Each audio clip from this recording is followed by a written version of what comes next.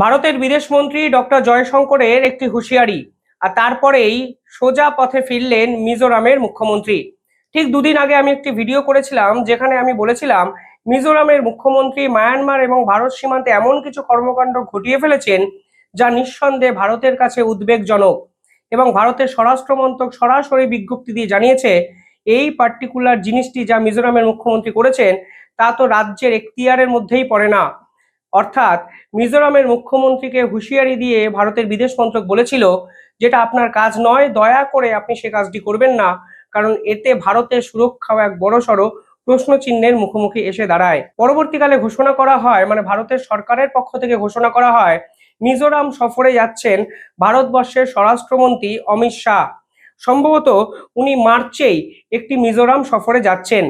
বুঝিয়ে দেওয়া হয় মিজোরাম মায়ানমার কিংবা আসাম বর্ডার অর্থাৎ সেভেন সিস্টার্সকে কেন্দ্র করে সাম্প্রতিক যে দোলাচল তৈরি হয়েছে তা নিয়ে কিন্তু যথেষ্ট সিরিয়াসলি ভারত সরকার ভাবতে শুরু করেছে।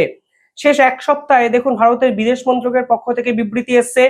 অজিত দেভাল এই পার্টিকুলার জায়গায় একটি সিকিউরিটি কাউন্সিলের মিটিং করেছেন এবং পরবর্তী ধাপে অমিত শাহ এই মিজোরাম সফরে যাচ্ছেন। অর্থাৎ মিজোরাম এবং মায়ানমারকে কেন্দ্র করে ভারতও যে যথেষ্ট উদ্বিগ্ন কিছু কিছু বিষয় তা কিন্তু আন্তর্জাতিক মহলে এস্টাবলিশড হয়ে যায়। আর এবার কড়া বার্তার পর মিজোরামের মুখ্যমন্ত্রী 100% পাল্টে খেলেন। তিনি বললেন কেন্দ্রীয় সরকার যা করতে চায় মিজোরামকে নিয়ে তারা সেই ধরনের সিদ্ধান্ত নিতে পারে। কিন্তু প্রশ্ন কেন উঠলো? দেখুন, কেন্দ্রের সিদ্ধান্ত এই রাষ্ট্রের জন্যই যে সর্বশেষ সিদ্ধান্ত হবে সেটাই তো স্বাভাবিক। কিন্তু মিজোরামের মুখ্যমন্ত্রী যখন এই কেন্দ্রের সিদ্ধান্তে সহমত হচ্ছেন তখন পাল্টা সন্দেহজনক প্রশ্নই বা কেন উঠছে সে বিষয়ে আজকের এই ভিডিওতে আপনাদের জানাবো। তার আগে আপনাদের ঠিক দুদিন আগে একটি খবরে ফিরে যেতে হবে যেখানে মিজোরামের মুখ্যমন্ত্রী এক অদ্ভুত দাবি করেছিলেন। মিজোরামের মুখ্যমন্ত্রী দাবি করেছিলেন মায়ানমার থেকে দুই বিদ্রোহী গ্রুপ ভারতবর্ষে আসে এবং ভারতের সঙ্গে তারা একটি সন্ধি চুক্তি করে চলে যায়। সেই দুটি গ্রুপ কারা কারা? সেই দুটি গ্রুপ ছিল চীন কাউন্সিল নামের দুটো শাখা সংগঠন। আমি যদি এক্সাক্ট দুটো নাম বলি তাহলে শুনবেন, চীনল্যান্ড কাউন্সিল, চীন ন্যাশনাল কনসোলেশন কাউন্সিল। এই দুটো গ্রুপ নাকি মিজোরামের সঙ্গে একটি সন্ধি চুক্তি করে। এই সন্ধি চুক্তিতে কি বলা হয়?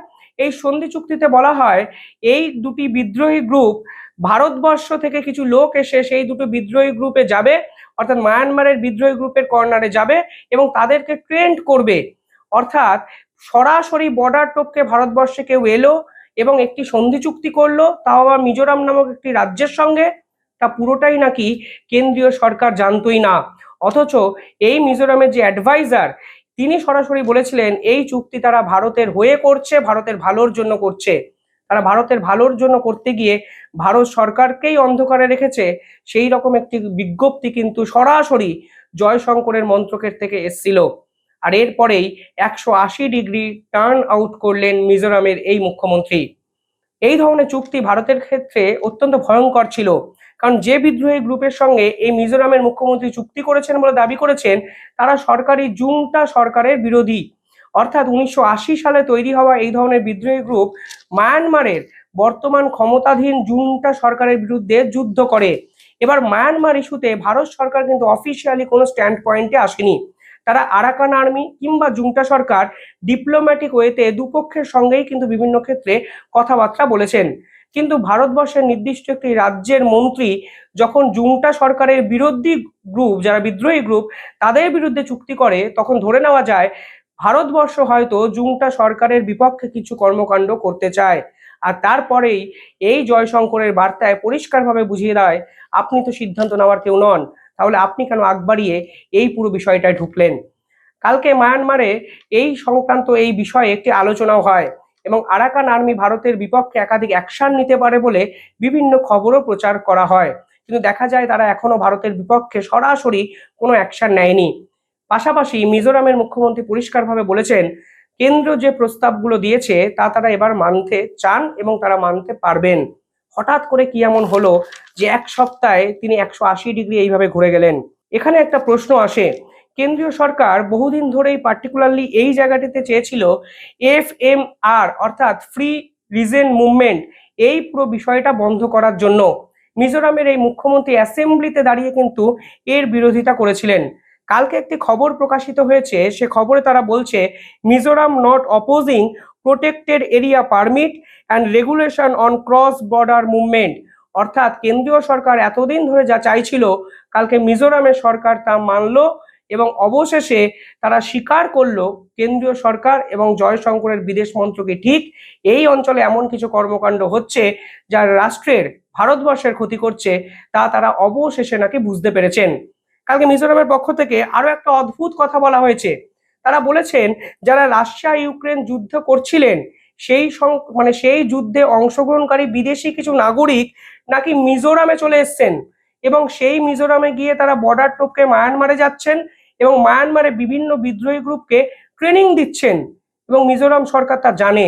ভাবলে অবাক লাগে, এই সংক্রান্ত বিষয় তারা অ্যাসেম্বলিতে দাঁড়িয়ে স্বীকার করছেন, যা সরাসরি ভারতের নিরাপত্তার ক্ষেত্রেও বড়সড় প্রশ্নচিহ্ন কিন্তু তুলে দেয়। ভাবুন, বিদেশ থেকে কিছু মানুষ এসেছেন, তাদের সঙ্গে ভারতের কোনো সম্পর্ক নেই, কিন্তু ভারতের মিজোরামের মাটি তারা ব্যবহার করলেন। কেন ব্যবহার করলেন? কারণ এই মিজোরাম থেকে সহজে মায়ানমারের বেড়া টপকে যাওয়া যায়। তারা মায়ানমারে গেলেন এবং মায়ানমারে গিয়ে এই বিদ্রোহী গ্রুপগুলোকে ট্রেন্ড করলেন, যারা কিনা মায়ানমারের জুংটা বাহিনীর বিপক্ষে লড়াই করছে। সত্যি আমি জানি না কেন মিজোরামের সরকার এই জিনিসগুলোকে এতদিন অ্যালাউ করেছেন। আজ তারা স্বীকার করছেন, কারণ কেন্দ্রীয় সরকার এই মিজোরামের মুখ্যমন্ত্রীকে কড়া হুঁশিয়ারি দিয়ে বলেছেন রাষ্ট্রের নিরাপত্তার সঙ্গে দয়া করে খেলবেন না, আপনি আগ বাড়িয়ে কোনো সিদ্ধান্ত নেবেন না, কারণ এটা কোনোদিন স্টেট সাবজেক্ট নয়, এটা সেন্ট্রাল গভর্নমেন্টের এক্সটার্নাল পলিসির পার্ট। পাশাপাশি তিনি স্বীকার করেছেন মিজোরামকে বহুদিন ধরেই ট্রানজিট পারপাসে ব্যবহার করা হচ্ছিল। কিছুদিন আগে তিনি অ্যাসেম্বলিতে দাবি করেছেন 2000 ওয়েস্টার্ন ভিজিটার্স জুন এবং ডিসেম্বরের মধ্যে বাংলাদেশ থেকে এই ভারতবর্ষে আসেন এবং তিনি বলেন তারা নাকি মায়ানমার এবং মিজোরাম এই কেন্দ্র করে যে অঞ্চলটি আছে সেই জায়গাগুলোকে ইনস্টেবিলাইজ করার চেষ্টা করছেন, অর্থাৎ অশান্ত করার চেষ্টা করছেন। জুন এবং ডিসেম্বরে 2000 জন ওয়েস্টার্ন দেশ থেকে ভারতবর্ষ এসেছেন, তিনি স্বীকার করছেন কবে? মার্চ 2025-এ। আপনি বুঝতে পারছেন, আমাদের দেশের সিকিউরিটির জন্য আমাদের দেশের একাধিক নেতাই কোনো না কোনোভাবে জড়িয়ে যাচ্ছে, তা হয়তো তারা বুঝেও না বোঝার ভান করছে। জুন ডিসেম্বরে 2000 জন আমাদের দেশে এলেন, তারা বলছেন তারা ফিরে গেছেন কিনা সেই রেকর্ডও তাদের কাছে নেই, কিন্তু তারা জানেন এই 2000 জন বিদেশি নাগরিকই নাকি ভারতবর্ষকে অশান্ত করার চেষ্টা করছে, পার্টিকুলারলি সেভেন সিস্টার্সকে ইনস্টেবিলাইজড করার চেষ্টা করছেন। একটা রাজ্যের মুখ্যমন্ত্রী স্বীকার করছেন জুন ডিসেম্বর 2024-এর ঘটনা মার্চ 2025-এ। আর স্বরাষ্ট্রমন্ত্রক পুরো বিষয়ে যখন অ্যাকশন নিচ্ছেন তখন তারা পাল্টে খেয়ে যাচ্ছেন। তারা এখন বলছেন কেন্দ্র যা চায়, অর্থাৎ ফ্রি মুভমেন্ট রেজিম এই অঞ্চলে অবিলম্বে ক্যান্সেল করতে হবে। 2018 সালে ভারতবর্ষ এই বর্ডার এরিয়ায় চলাফেরার জন্য ফ্রি মুভমেন্ট রেজিম কিন্তু শুরু করে দিয়েছিল, কিন্তু বর্তমানে দেখা যায় সেই ফ্রি মুভমেন্ট রেজিম অর্থাৎ খুব সহজেই বর্ডারের এপার থেকে ওপারে যাওয়ার যে প্রক্রিয়াটা করে দেওয়ার ফলে একাধিক সন্ত্রাসবাদী ওই দেশ থেকে এই দেশে খুব সহজেই চলে আসছেন। কখনো তারা ভারতবর্ষের মাটিকে ব্যবহার করে মায়ানমারে যাচ্ছেন, কখনো মায়ানমারের মাটিকে ব্যবহার করে ভারতবর্ষে আসছেন। এতে কিন্তু ভারতের সেভেন সিস্টার্সের সিকিউরিটিতেও বড় প্রশ্নচিহ্ন উঠে যায়। পাশাপাশি কেন্দ্র এখানে প্রপোজ করেছিল যে এই জায়গাটিতে পিএপি চালু করতে হবে, অর্থাৎ প্রোটেক্টেড এরিয়া পারমিট। যে সকল বিদেশি নাগরিক এই উত্তর পূর্ব সীমান্তের একাধিক রাজ্যে আসবে, যেমন ধরুন নাগাল্যান্ড, মিজোরামে আসবে, তাদেরকে একটি পারমিট ইস্যু করা হবে।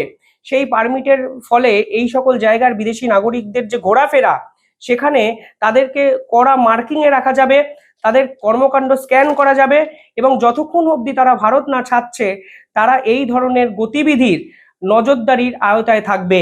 কিন্তু এই অ্যাসেম্বলিতে দাঁড়িয়ে মিজোরামের মুখ্যমন্ত্রী সরাসরিভাবে এই পিএপির বিরোধিতা কিন্তু করেছিলেন এবং তারা একটি বিল আনারও চেষ্টা করেছেন যেন মিজোরাম রাজ্যে এই ধরনের প্রোটেক্টেড এরিয়া পারমিট অর্থাৎ পিএপিকে সরকারিভাবে লাগু না করা হয়।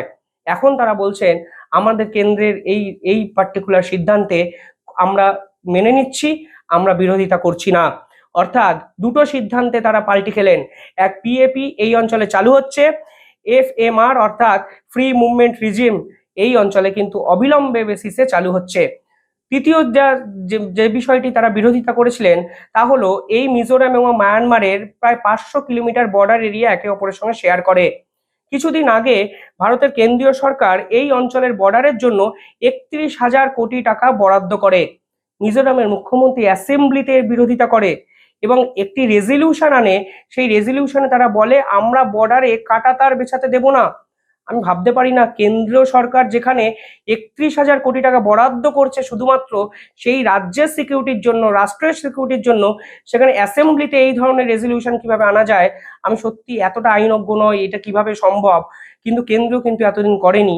আজকে মিজোরাম সরকার বলছে আমরা এটা করতে চাই। পরবর্তীকালে পিএপি 13 বছর পর এই পার্টিকুলার জায়গায় কিন্তু চালু করতে চলেছে কেন্দ্রীয় সরকার। এই মিজোরামের মুখ্যমন্ত্রীর একটু ইতিহাস ঘেঁটে দেখা যাক 2 মিনিটে। এই মিজোরামের মুখ্যমন্ত্রী আমেরিকা সফরে গিয়ে কি বলেছিলেন?